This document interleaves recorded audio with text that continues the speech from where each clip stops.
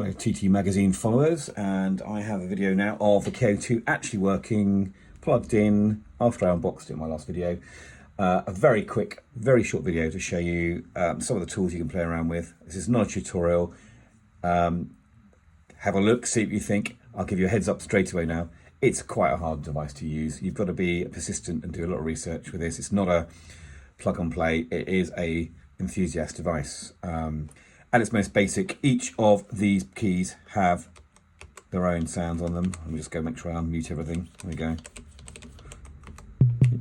You can hear those sounds. Now I've turned different things into these keys, like the samples I've made, for instance. And each of the sets of keys have their own sounds attached to them. And you can take those sounds and you can actually change what you want to listen to as well.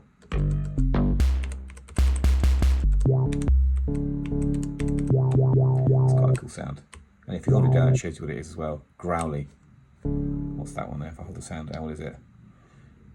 Doesn't tell me. Interesting sound. So yeah, so you can put different sounds on each of these keys. There's a lot of flexibility here. Oh, that's great, that's a terrible sound.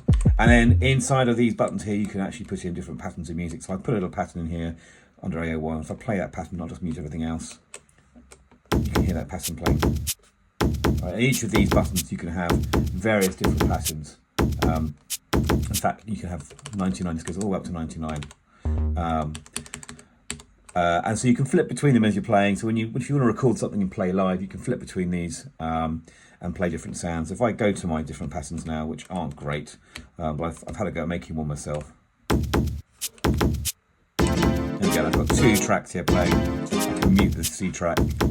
And if I had another track programmed on the CO2, I could actually flip between sounds as well. Really, really simple, really basic aspects of it. I'll show you actually as well how I made this first riff here. So if I jump to a new pattern and quickly record one now.